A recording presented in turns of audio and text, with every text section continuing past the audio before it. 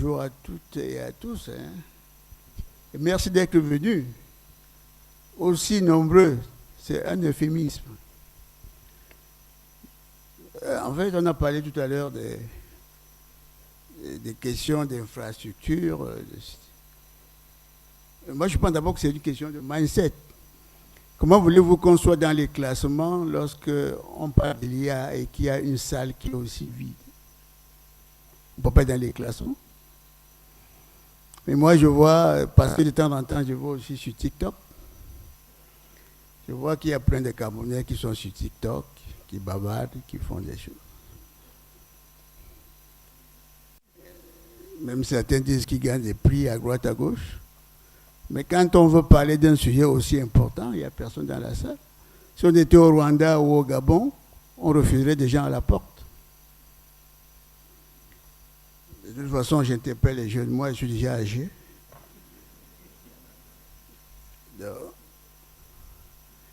Parce que c'est d'abord le mindset. Il faut réfléchir. Il faut être conscient des problèmes. Même si on met les fractures en place, si on n'a pas le mindset, on ne va nulle part. Ok. Mais c'est un véritable plaisir d'être parmi vous aujourd'hui. À Douala, moi j'arrive de Yaoundé. Dans le cadre de cette conférence IA, AI for Africa in Action. Ça porte un nom évocateur, car de mon point de vue, il s'agit d'allumer une flamme, un mouvement, une ambition africaine autour de l'intelligence artificielle. Alors, je suis Antoine Kolobidi. J'ai le plaisir de modérer ce panel intitulé Fondamentaux de l'IA pour l'Afrique, éthique, réglementation et impact économique. D'abord, pourquoi on parle de ce sujet? Parce qu'aujourd'hui, l'intelligence artificielle n'est plus une option. Cette IA transforme déjà nos systèmes de santé, d'éducation, d'agriculture, de sécurité et même nos gouvernances.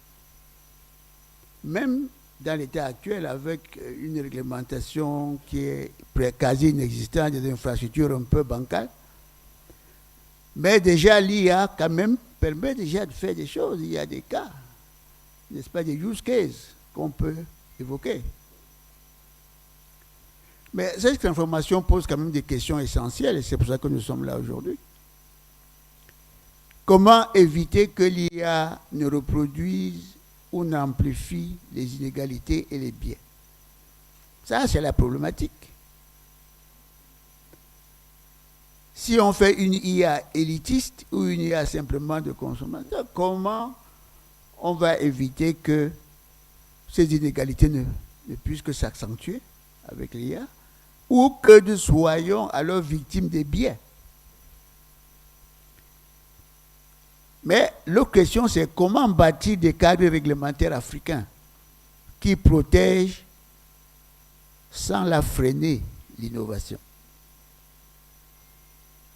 Ça aussi, c'est une question importante, peut-être à laquelle, n'est-ce pas, les excellents panélistes ici vont répondre. Mais comment aussi faire de l'IA un levier économique? Ça, c'est la troisième question. Pas seulement un outil d'assistance, importé d'ailleurs. Comment en faire un levier économique? Alors, pour discuter de tout ça, j'ai le plaisir, n'est-ce pas, d'être entouré de 4 panélistes de haut niveau, au profil complémentaire, que je vais vous présenter d'ailleurs au fur et à mesure. Mais moi, j'aimerais, depuis ce matin, le public est simplement consommateur, écoute, n'est-ce pas, les discours comme dans une église de réveil. Et j'aimerais quand même que le public, n'est-ce pas, interagisse. Alors je vous interpelle d'abord avec le public. Je vais vous demander de vous lever la main. Si vous pensez que l'Afrique est déjà en train de rater le virage de l'IA, est-ce que vous pensez que l'Afrique est en train de rater le virage? Ah. Comment? Oui. Est-ce que vous pensez que l'Afrique est en train de rater le virage? Si vous êtes d'accord, vous levez la main. Voilà. Ça, c'est très intéressant. J'ai vu que toute la salle a levé la main. Nous allons revenir avec nos intervenants sur cet aspect. Je vous pose une deuxième question. À votre avis, quel serait le secteur prioritaire pour l'IA en Afrique? Je vous en cite quelques-uns. À chaque fois, vous allez réagir. Est-ce que c'est la santé?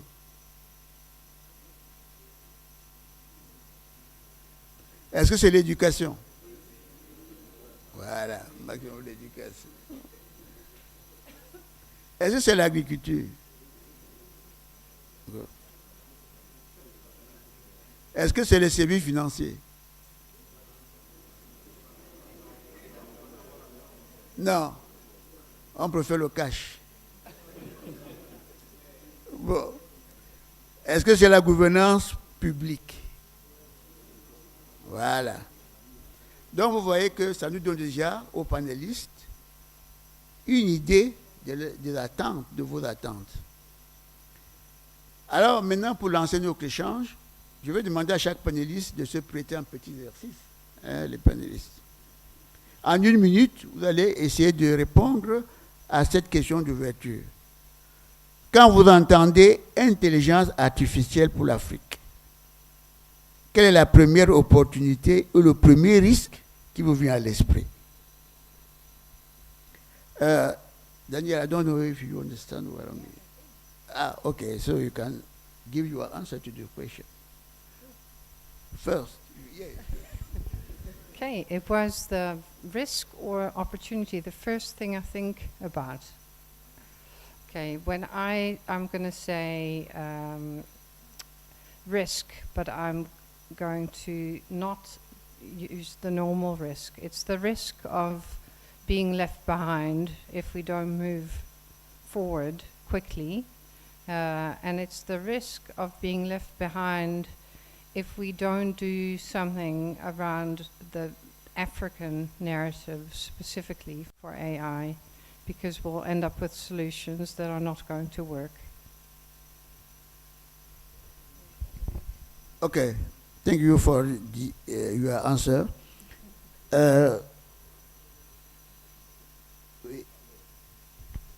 Alors moi, je pense que quand j'entends cette question, je me dis c'est le moment d'agir. Quand j'entends la question posée, c'est le moment d'agir, donc c'est maintenant qu'il faut agir. Alors, non, c'est pas la question. La question était, quelle est la première opportunité et le premier risque? Alors, la première opportunité pour l'Afrique aujourd'hui, c'est de saisir, c'est d'agir, c'est d'aller vers cette intelligence artificielle sans peur. Et le risque, c'est de se dire, c'est l'éthique autour de l'intelligence artificielle. Donc, il faut éduquer, il faut travailler sur l'éthique autour, parce que derrière, si la question d'éthique n'est pas levée, il y aura énormément de dérives. Ok. Donc, l'éthique, n'est-ce pas, c'est le premier risque. Et la première opportunité, c'est saisir l'IA, aller vers. Aller vers l'IA. Ouais. Bon. Le public réagit. Enfin, il y aura des questions, n'est-ce pas, que vous allez auxquelles répondre. Je passe la parole à... Alors, je n'ai pas tous les noms. Ah, docteur Biolay. Oui, donc, répondre à ces mêmes questions. Quelle est, selon vous, quand on parle de l'IA pour l'Afrique, quelle est la première opportunité et quel est le premier risque qui vous vient à l'esprit? Alors, quand nous entendons IA pour l'Afrique, la première opportunité qui nous vient, c'est la modernisation des services publics. Et le premier risque, c'est l'état de nos infrastructures qui ne sont peut-être pas à la hauteur pour protéger les données. Parce que l'intelligence artificielle, c'est d'abord la donnée, c'est-à-dire l'information. Okay. Il reste donc...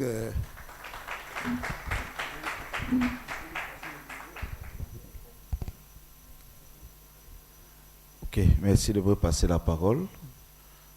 Peut-être avec la permission du modérateur, je veux faire une ou deux précisions.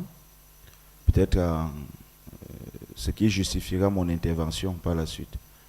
Donc j'interviens ici comme académicien, comme chercheur. Je suis M. Awono Louis Christian, administrateur des postes des télécommunications et des TIC, spécialisé en régulation et réglementation des télécommunications et TIC. Je suis également membre du comité scientifique du laboratoire multidisciplinaire sur la recherche de l'intelligence artificielle appliquée et responsable de l'Université Yaoundé 2. Donc, j'ai aussi d'autres aspects dans mon parcours professionnel et académique un peu complexe, mais j'interviendrai plus ici en cette qualité-là, et non pas en qualité de chef de service d'intelligence artificielle à l'Agence de régulation des télécommunications. Donc, parce que je n'ai pas reçu mandat d'intervenir en tant que chef de service de l'intelligence artificielle, je serai plus libre d'intervenir comme académicien pour pouvoir présenter vraiment un regard assez critique qui nous permettra d'avancer. Alors, à la question de savoir quelle est la première opportunité qui émerge dans mon esprit lorsqu'on entend parler de l'intelligence artificielle, je dirais l'effet multiplicateur.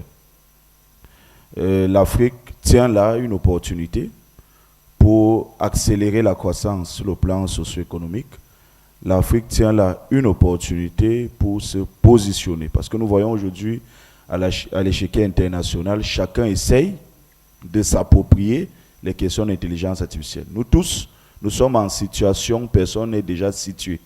Donc c'est une opportunité pour l'Afrique d'engager cette révolution numérique et de se positionner comme un acteur majeur de la transformation numérique. Le risque, il est patent, il est évident.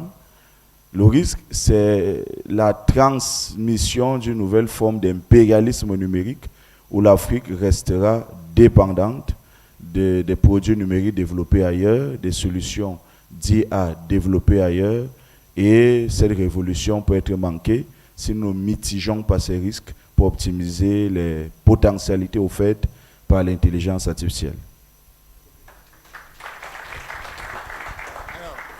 Merci. Vous avez écouté nos différents panélistes. Enfin, donc on peut retenir que l'IA nous offre des opportunités à l'Afrique de pouvoir se transformer, n'est-ce pas, de pouvoir améliorer son ranking, n'est-ce pas, dans le monde par rapport aux autres, n'est-ce pas, dans tous les domaines, surtout ceux qui sont conçus comme des leviers, mais il y a le risque. Le risque, c'est important, c'est que cette IA, cette technologie, soit utilisée par les autres pour, n'est-ce pas, poursuivre leur domination sur l'Afrique, commencer par l'esclavage et passer par la colonisation. Peut-être que l'IA peut être une nouvelle forme de domination de l'Afrique. Donc, le risque est grand si nous ne domestiquions pas cette IA. Alors nous allons commencer véritablement, n'est-ce pas, notre panel, après ce tour de table. Et naturellement, il n'y a qu'une seule femme, dame, dans le panel. On va commencer par elle, parce qu'au Cameroun, l'effet genre est important chez nous.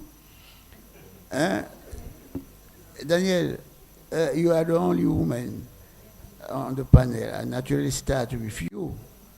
But let me give you a little word on your skill or something like that. Je vais donc un peu la présenter, qui elle est. Danielle Timmens, elle vient d'Afrique du Sud. Elle est une stratège, n'est-ce pas, dans la gestion du domaine, l'éthique et l'IA. Donc aujourd'hui, elle est Chief Digital Data and Analytics Officer of Free Range Creatives, I think, a digital and AI agency with offices in Cape Town and Amsterdam, working at the intersection of creativity, data, and inclusion. She is also a member of the Harvard Business Review advisory board and active member of AIFOD. Donc vous avez tous compris, parce que nous sommes un pays bilingue. Donc je n'ai pas besoin de graduer. Non, ok.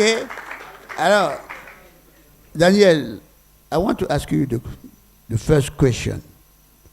When we see how fast AI is advancing, we sometimes think we are facing a crane going full speed ahead.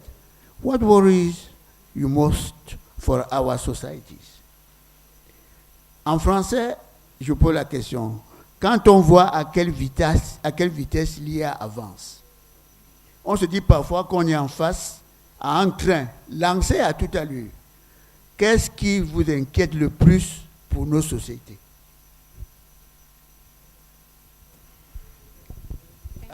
Yes. Thank you for that question.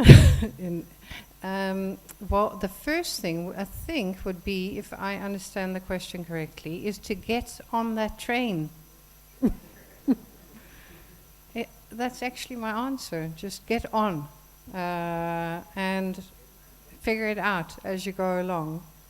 That would be my best way, because not getting on that train, that's not an option, and that would be terrible for also everyone in Cameroon and in Africa, because then we are literally going to be left behind.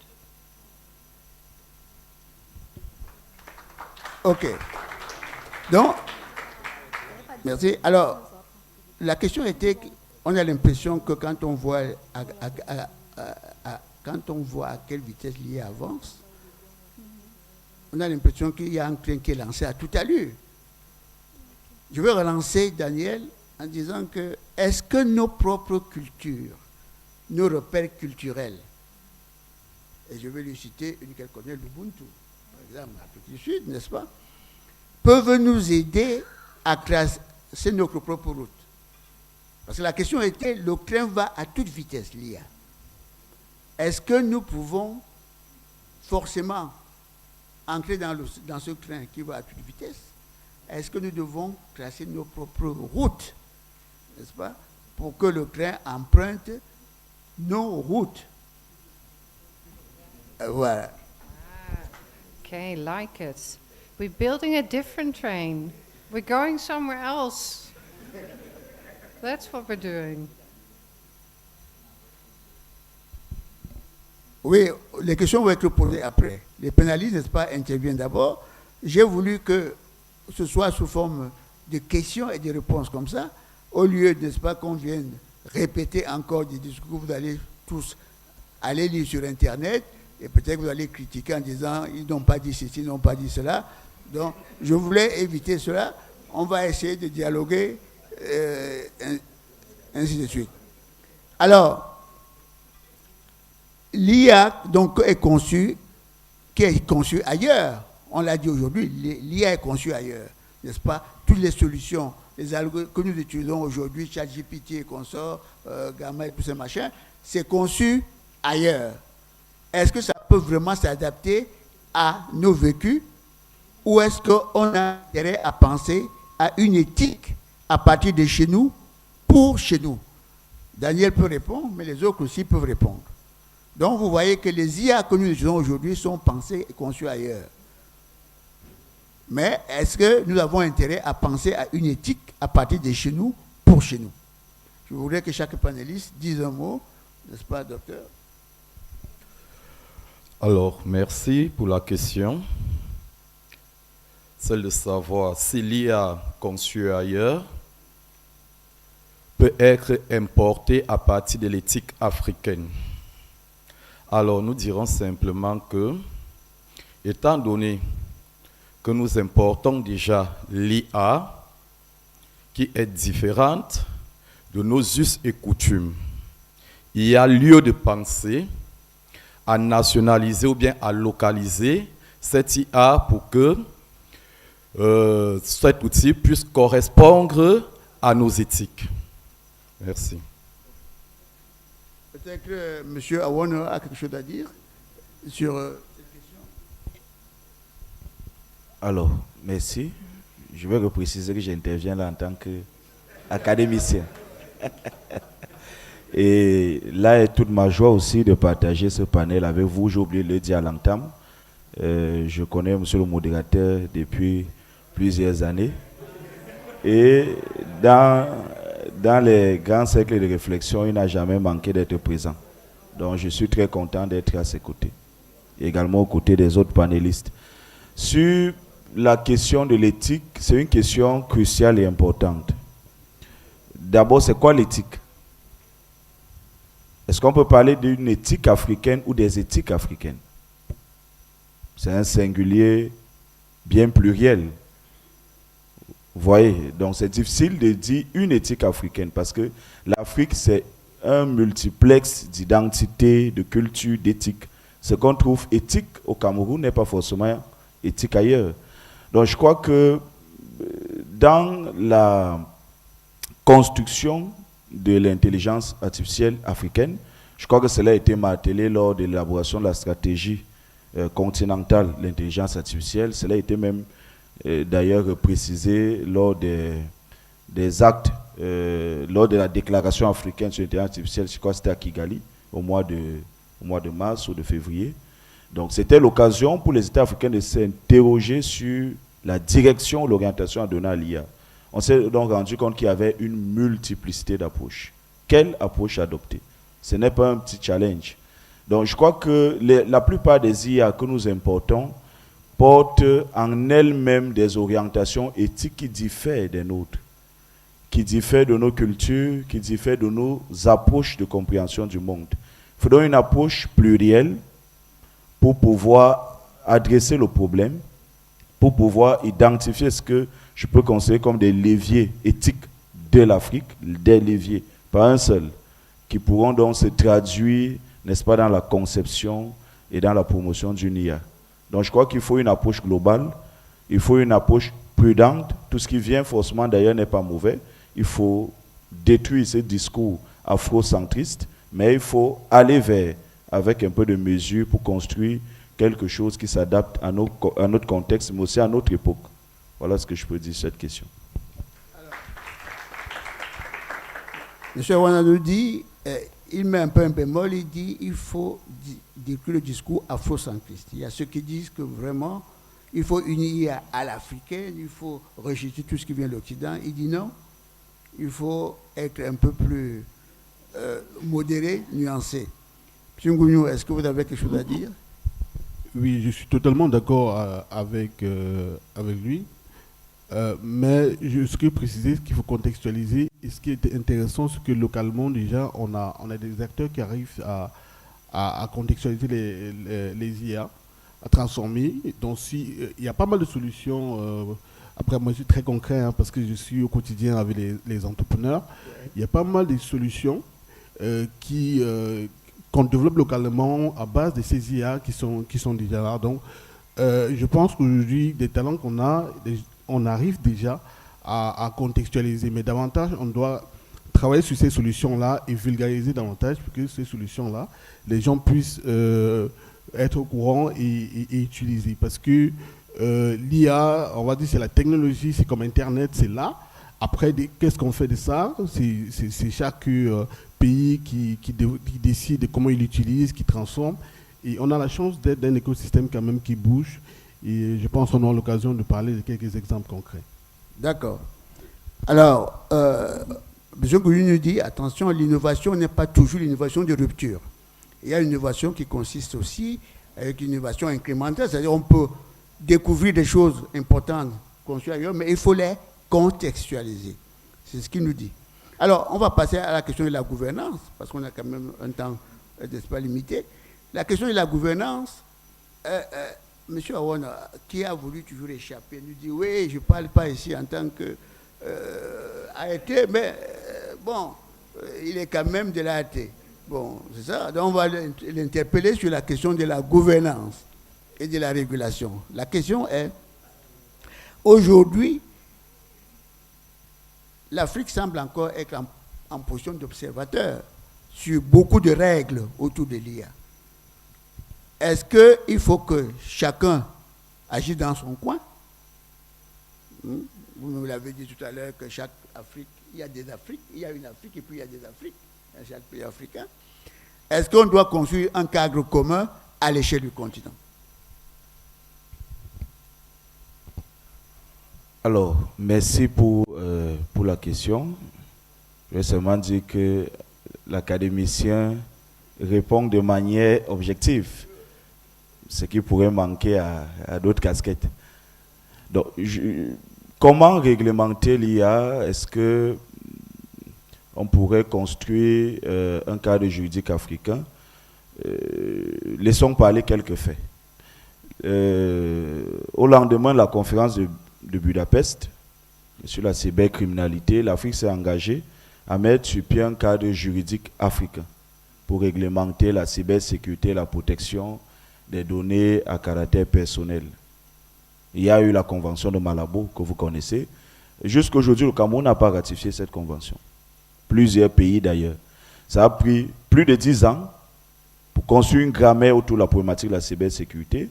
Ça a pris beaucoup d'années pour que les pays puissent s'entendre. Je vais utiliser quelques expressions qu'a utilisé un prédécesseur, notamment le docteur qui vient de l'USL Yaoundé 1. À quel rythme on légifère au Cameroun? En moyenne, 8 ans. Chaque 8 ans, chaque 9 ans, on légifère. Donc vous voyez qu'au niveau national, c'est un problème, au niveau continental, c'est encore pire. Donc moi, je crois qu'il faut laisser les gouvernements prendre leurs responsabilités. Donc l'encadrement, la gouvernance de l'IA passera, oui, par une volonté commune, mais qui ne doit pas être un frein, qui doit permettre, laisser la possibilité à chaque État d'embrasser les questions d'IA, parce que les questions d'IA ne frappent pas avec le même impact tous les pays. Du moins, tous les gouvernements n'ont pas la même sensibilité par rapport aux questions technologiques. Et chacun devrait donc construire au niveau national pour répondre à des questions spécifiques, tout en se projetant vers l'avenir des cadres juridiques. Et bien sûr, cela doit se passer dans un esprit d'harmonisation des cadres et des politiques réglementaires. Au niveau africain, nous n'avons pas un texte général qui oriente les questions du numérique. Au niveau de l'Afrique centrale, nous avons de manière sédimentaire, c'est-à-dire par petites couches successives, un ensemble de règlements qui protègent, que ce soit les données à caractère personnel, qui encouragent l'harmonisation des politiques de régulation, les questions de commerce électronique, mais c'est vraiment des règlements adaptés à des espaces géographiques ou juridiques spécifiques.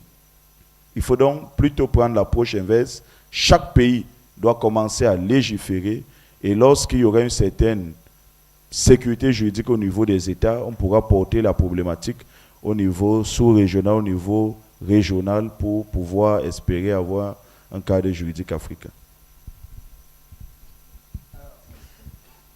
Oui, il nous dit, M. Ouattara nous dit qu'il faut aller prudemment. Chaque pays doit d'abord agir à son niveau et puis en espérant simplement que chaque pays ne prendra pas 8 ans. Donc, sinon on n'arrivera pas. Mais j'ai dit, je n'interprète Dr Biolay. On a quand même vu comment fonctionne l'Europe. L'Europe a fait son AI Act. C'est-à-dire qu'ils ont...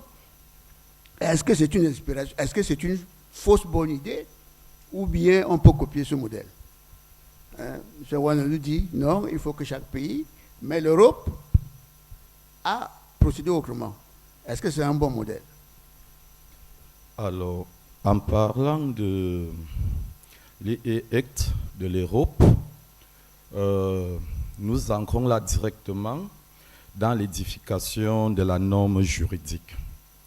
Alors, l'édification de la norme juridique dépend d'abord de chaque État, c'est-à-dire c'est l'expression de la souveraineté de chaque État. Alors, la norme juridique peut être édifiée sur un plan national ou bien elle peut venir de l'international ou bien sur un plan communautaire. L'IE-Act est un règlement communautaire qui est applicable uniquement au sein de l'Union européenne. Est-ce que c'est une fausse idée ou bien c'est un modèle à copier pour l'Afrique? Nous dirons que, étant donné qu'aucune norme juridique n'est indépendante. Chaque norme juridique regorge à son sein des principes généraux de droit. Nous avons par exemple l'universalité des droits de l'homme, qui doivent être prises en compte dans les dictions des normes concernant le numérique, avec la protection des données à caractère personnel. Nous allons donc d'abord prendre en compte toutes ces considérations universelles avant de mettre les spécificités africaines pour pouvoir conceptualiser la règle africaine au cadre africain. Donc nous dirons que ça peut être une inspiration et non un modèle. Merci. Monsieur Ngouyou a quelque chose à ajouter sur ce point-là? Je suis d'accord avec ce que les panélistes disent, mais j'ai plutôt un problème. Le temps. Aujourd'hui, l'intelligence artificielle n'attend pas. Demain, on aura quelque chose qui va sortir, ça va très très vite. Et on sait comment on prend du temps dans notre contexte pour voter des lois, mettre en place et parfois même ratifier. C'est très compliqué. Je veux juste interpeller les autorités. On n'a pas le temps. Avec l'IA, ça va très très vite. Et si on ne fait rien rapidement, on sera débordé. D'accord. De toute façon, le public va réagir tout à l'heure. Vous avez tous compris, n'est-ce pas, les positions des panélistes.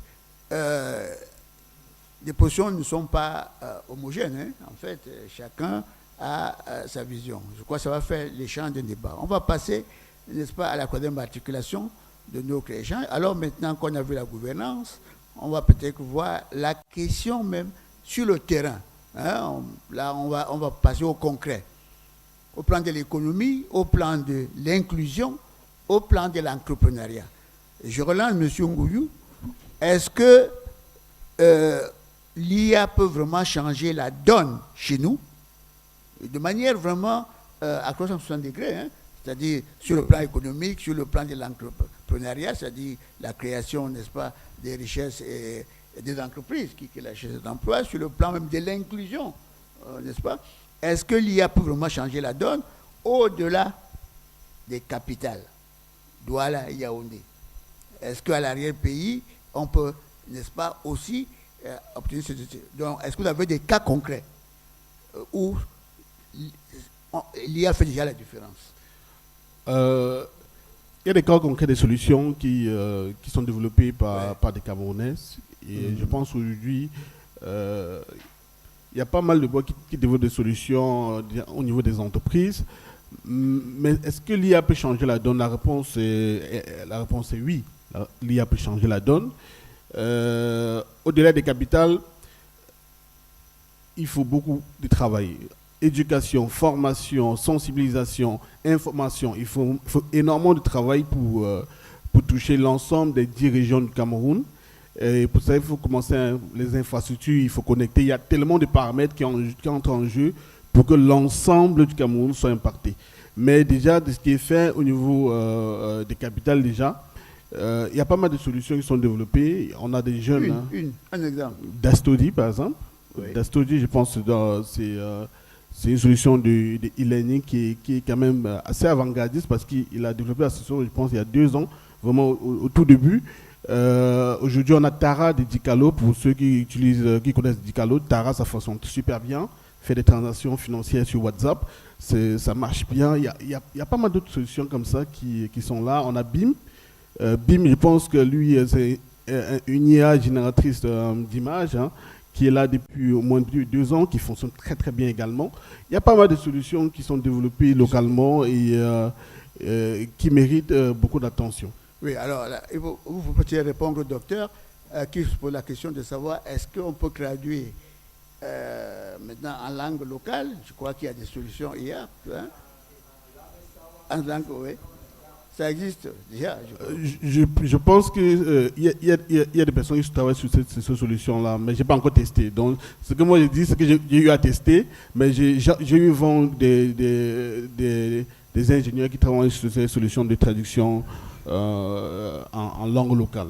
Alors, on va faire donc un tour de table final avant de donner la parole au public. n'est-ce pas? On va faire un tour de table. Hein. Chacun des panélistes va essayer d'apporter. J'ai essayé de penser à n'est-ce pas, un scénario. Si demain un président africain, un chef d'État africain, vous tendez l'oreille en disant quelle décision urgente lui conseillerez-vous de prendre pour que l'IA serve vraiment nos peuples? Le chef d'État africain, moi je ne veux pas faire de politique, mais le chef d'État africain vous appelle et dit dites-moi ce qu'il faut faire là pour que l'IA. Qu'est-ce que vous direz? Chacun va répondre à cette question. Alors moi je dirais il faut commencer l'enseignement de l'IA dès l'école primaire et accélérer vraiment, oui, dès l'école primaire. Ça doit commencer dès l'école primaire et on grandit avec. Moi c'est l'éducation. Docteur Biolé. Alors, ma réponse sera dans le même sens que mon copanéliste. Je dirais que l'IA est assez compliqué pour un enfant du primaire, mais nous commençons au primaire avec le numérique, les TIC. Au secondaire, on intègre donc l'IA jusqu'au supérieur. Donc, ça passe par l'éducation. Je rejoins donc mon copanéliste.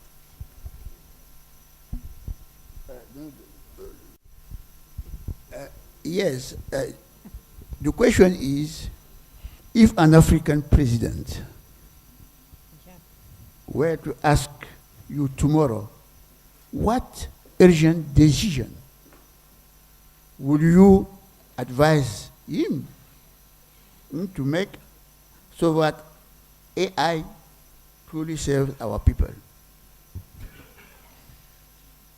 Oh, that would be a very interesting question to get. Who is asking that question? Which president? No.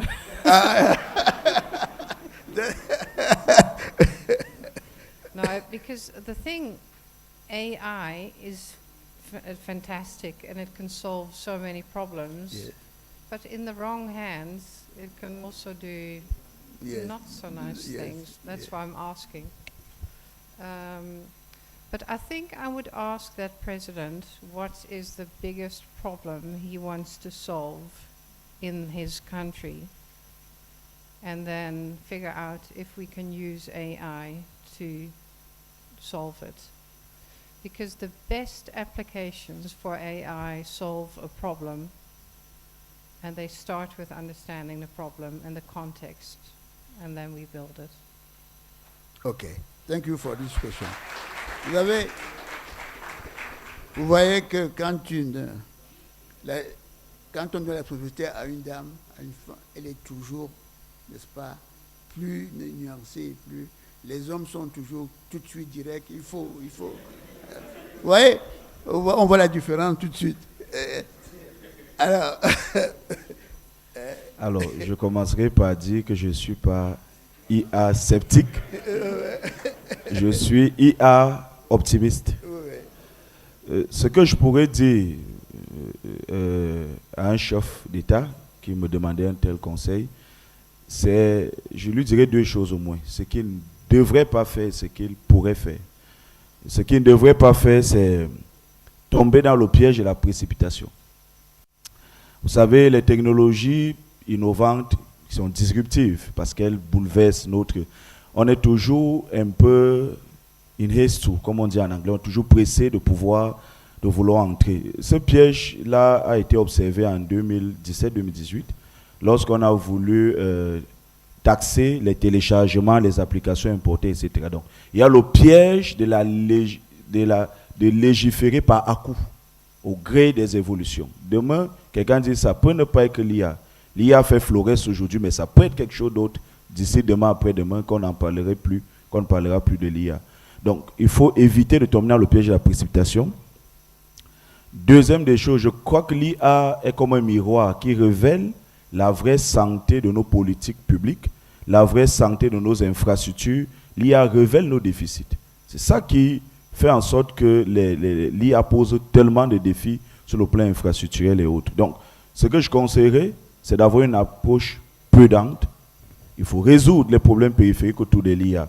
Les questions infrastructurelles, les questions énergétiques, les questions de la formation, la sensibilisation et faire de l'IA un outil de performance au service du développement. Donc, cela nécessite vraiment d'avoir une vision, savoir où on part. Et là, l'IA viendra comme un facilitateur pour atteindre ces objectifs de performance. Ok. Merci pour cette réponse. Donc, nous avons compris que nos panélistes sont prudents dans la démarche.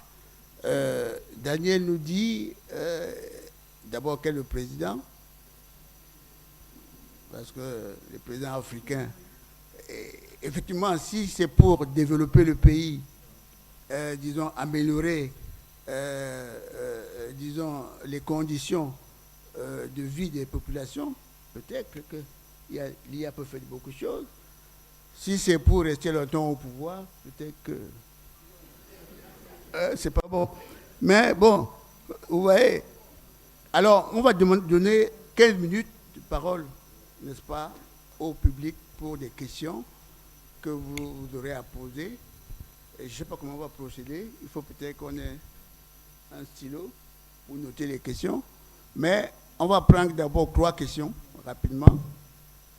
Et celui qui veut poser la question lève la main, se présente rapidement et pose la question. Est-ce qu'on peut avoir de quoi noter?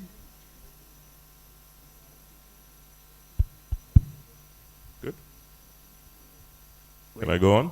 Oui, alors, on va prendre, lever la main, je vois une dame, on va commencer par une dame, là, oui.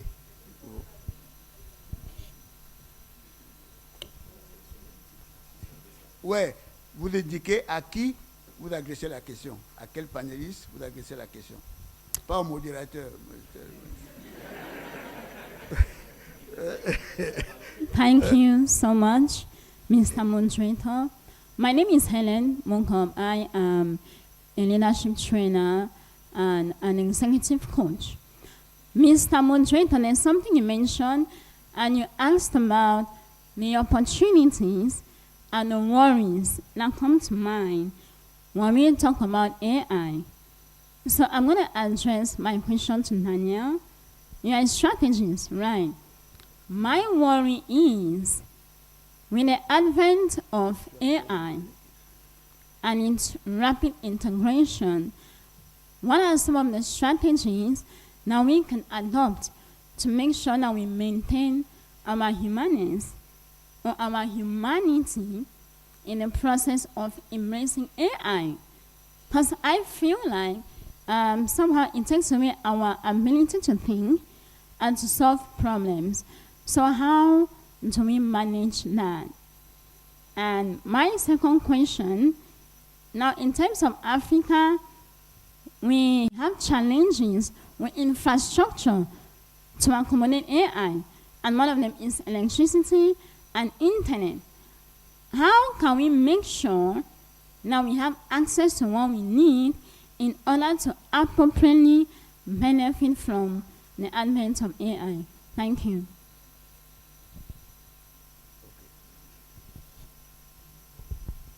Okay, thank you. That's an amazing question. Do you have an hour?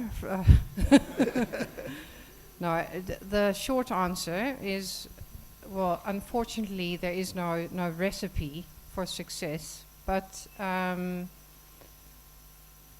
think, and the challenges are also extraordinary here, and no one can do it alone. So we're going to have to build partnerships between private and the public sector.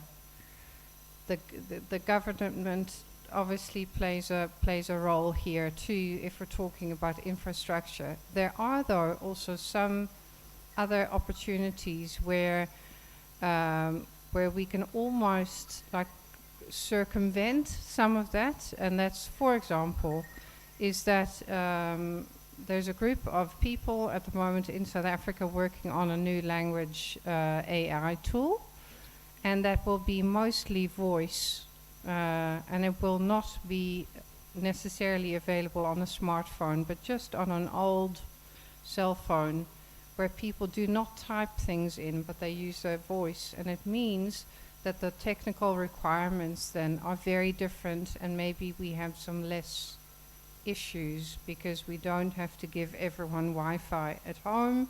We don't need to give also everyone a smartphone, which is also not going to happen. So that's why I always start with what's the problem we're trying to solve, what is the context that we're playing in, and then come up with what the solution that needs to look at. I find that that works really well. Thank you. La deuxième question. On va prendre, oui.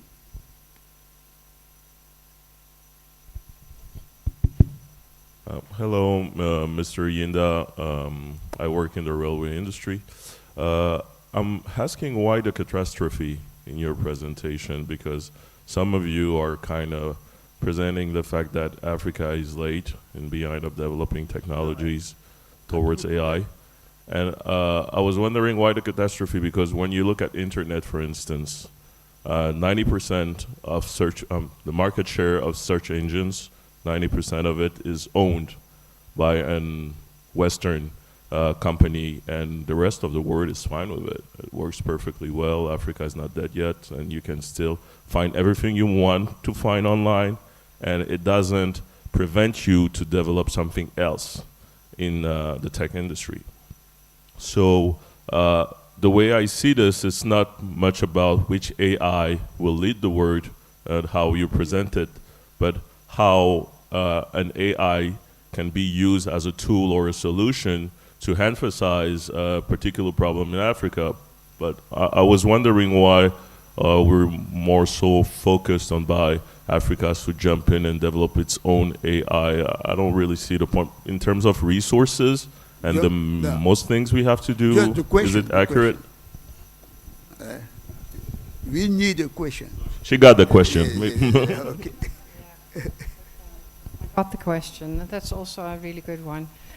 Well, I do think that some of the solutions that are being built internationally, we could potentially adapt. And then there are solutions where we need our own solutions just because, otherwise people can't use it.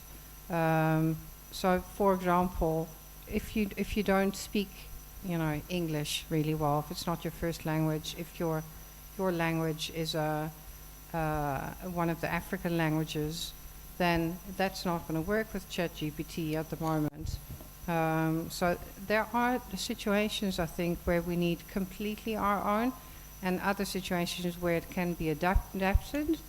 And in all cases, I think it's fine. It doesn't really matter, just as long as ultimately the skills are being transferred, some of the ownership is being recognized, so that it doesn't become like a European international company taking again from the African continent, I think. And I didn't mean to say that Africa is late. I said Africa is on their own journey. We're building different things. It's more complex. It's taking a bit longer. Okay. Une troisième. On va peut-être prendre de ce côté. Hein? Oui.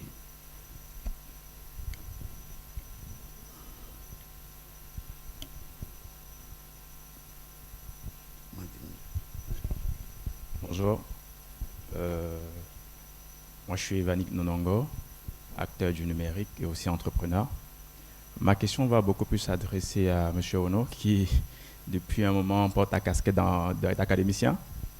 Et j'aimerais bien refléter ici le problème je veux dire l'IA en fait dans la formation, dans l'éducation.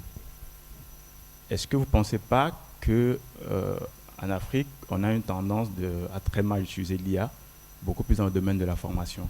Parce que nous sortons d'une génération où, avant l'IA, nous avons encore la volonté, la force d'apprendre, d'approfondir, de maîtriser. Aujourd'hui, nous avons une nouvelle génération qui prend plus assez de temps d'apprendre et qui prend beaucoup plus la facilité au vu des avantages que l'IA propose. La question. Oui, je veux dire, est-ce que vous ne pensez pas que l'IA, pour les Africains, beaucoup plus, que l'IA peut être aussi un danger, de façon générale, dans le domaine de l'éducation, en fonction de la tendance que nous voyons aujourd'hui? Est-ce que l'IA est un danger? Alors, il va répondre à la question. On m'a fait signe que nous n'avons plus que 10 minutes. C'est ça? Donc, on va aller rapidement dans la réponse. Et on prendra encore une série de 3 questions et puis on va conclure.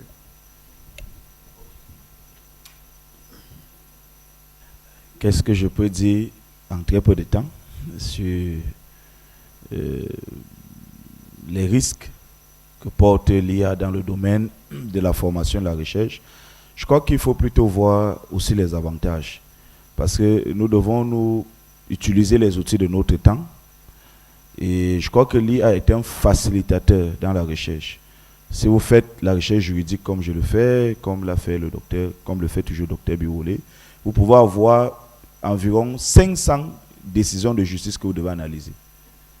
Et cela vous prendrait à peu près, si une décision de justice est 25 pages, cela vous prendrait à peu près dans les presque un mois pour dessiner à peu près le comportement du juge administratif en matière foncière.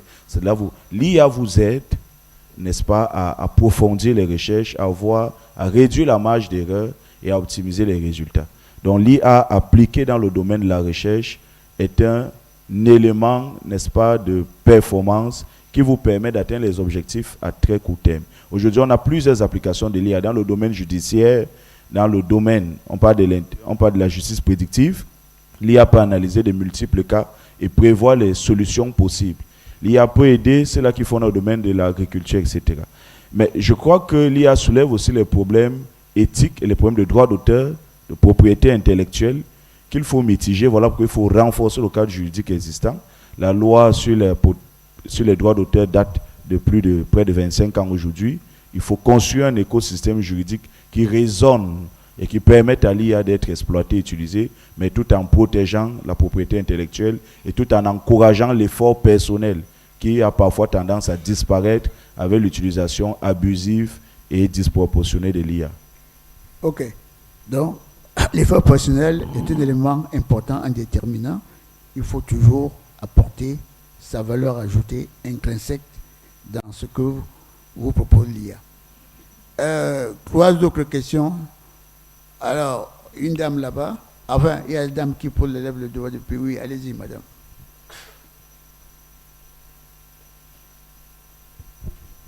Thank you very much. I'm Tolale. I'm an auditor and legal advisor. So my question goes to the gentleman with the salmon shirt. Yes, the handsome gentleman. So you mentioned that when it comes to the Central African countries, we already have a regulation that was done when it comes to data and everything. Meanwhile, locally, we are still we are not moving forward. Knowing that whatever we do locally should be done in compliance with the regional regulation, is it not better for us, as for now, to go according to those regulations that were already emitted, like not just doing like a copy and paste, but taking them and add a bit of our spices so that we can be in conformity, in compliance with them and move along? Thank you. Est-ce qu'il y a une autre question qui va dans le même sens? Non. Okay, please. Sorry, I was a little bit distracted. I don't know if I really get the question. Can you repeat, just please? Give you the question. Jump to the question. I was writing when you were talking, so.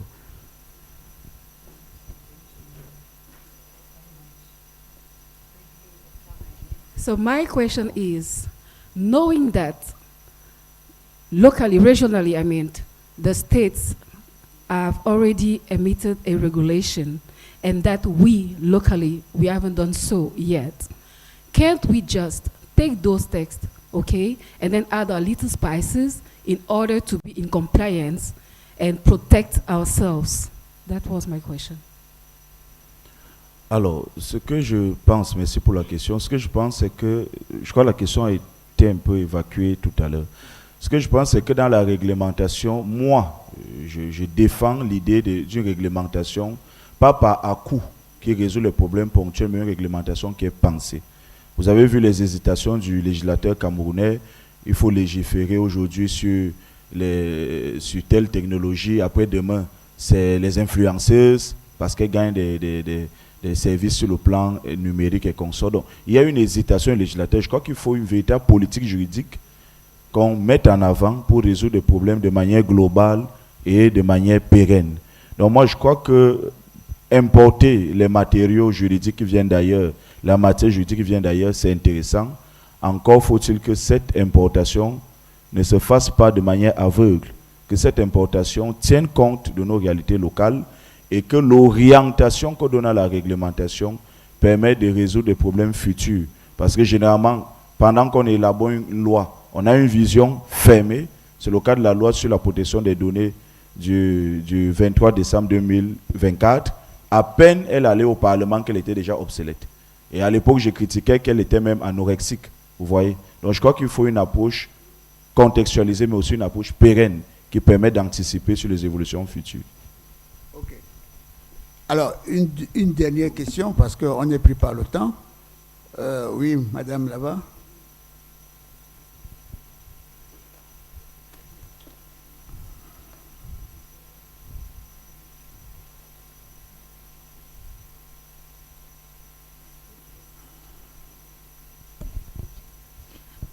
Bon après-midi à tous. Merci. Moi, je suis Djouken Giovanni, étudiante en génie informatique et télécom à Polytechnique de Douala. Et ma question s'adresse à Dr Ewano tout à l'heure, qui a mentionné le fait de commencer à enseigner l'IA. Docteur Biwole, oui. Oui. Biwole. Biwole. Excusez. Voilà. Qui a parlé tout à l'heure d'introduire l'IA au primaire.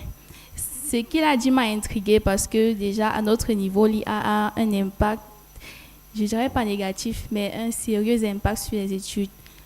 Ça facilite beaucoup dans les recherches, dans les devoirs, mais le problème c'est que j'ai l'impression que ça tue aussi notre compétences propres.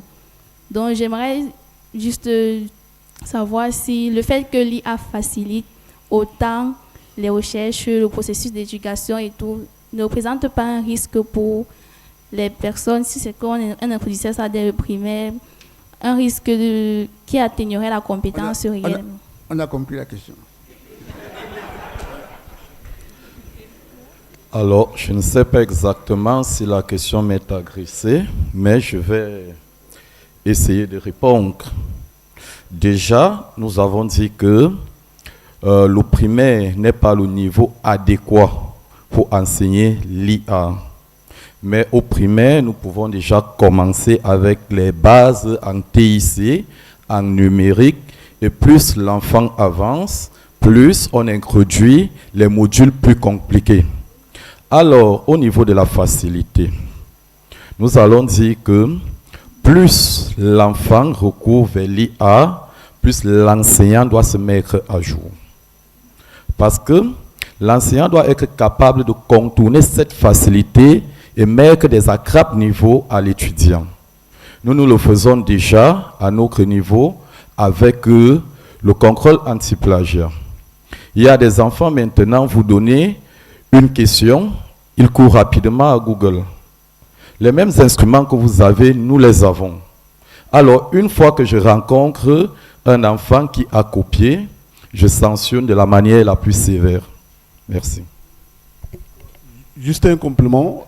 Quand moi je dis qu'il faut commencer l'enseignement de l'IA dès le primaire, c'est pour aller faire les prompts au primaire. C'est parce qu'on se comprend.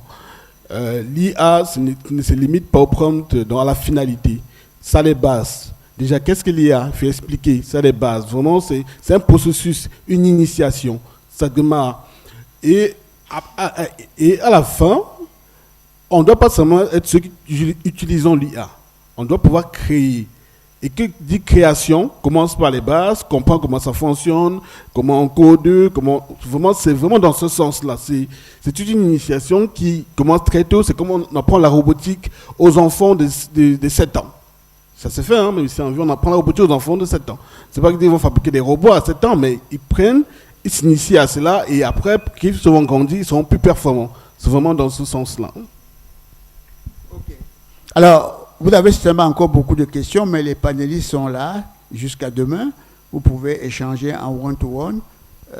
On a vu que vous étiez intéressés au sujet, mais le délai, le temps qui nous a été, le délai imparti est arrivé à terme. Je vais remercier d'abord, n'est-ce pas, tous les panélistes, n'est-ce pas, pour la qualité de leurs réponses à vos questions, mais également de toutes les opinions, les recommandations, les suggestions qu'ils ont, n'est-ce pas, formulées pendant tout ce débat. Je vous remercie également pour votre participation. Il y avait des réactions. On m'a dit quand même de conclure. Il faut que le modérateur conclue. Donc, je vais conclure. Et je pense que ce qui se joue avec l'intelligence artificielle, c'est bien plus qu'un enjeu technique. C'est une bataille culturelle, économique, peut-être même géopolitique. Et cette bataille, l'Afrique ne peut pas se contenter d'être spectatrice ou consommatrice. Et je parle de l'Afrique parce qu'on a quand même une Sud-Africaine, parce que sinon j'aurais parlé du Cameroun. Mais bon, c'est l'Afrique qui est concernée. On l'a vu aujourd'hui, nous avons les cerveaux, nous avons les repères philosophiques, nous avons les défis à résoudre, nous avons même les terrains d'expérimentation, mais il nous faut surtout la volonté politique forte et un narratif assumé pour que CETIAN soit une appropriation africaine, n'est-ce pas, pas afro-centrée, mais quand même que ce soit endogène. On refuse donc d'être uniquement les marchés, on refuse des autres, on refuse que nos données, nos langues, nos réalités soient instrumentalisées, on refuse de rester silencieux pendant que le monde se redessine à coups d'algorithmes qui nous sont imposés à travers des noms très savants, ChatGPT, Gemini, machin. Donc, l'IA peut renforcer nos dominations, mais où est alors l'outil de notre réappropriation? Le choix est entre nos mains. Je vous remercie.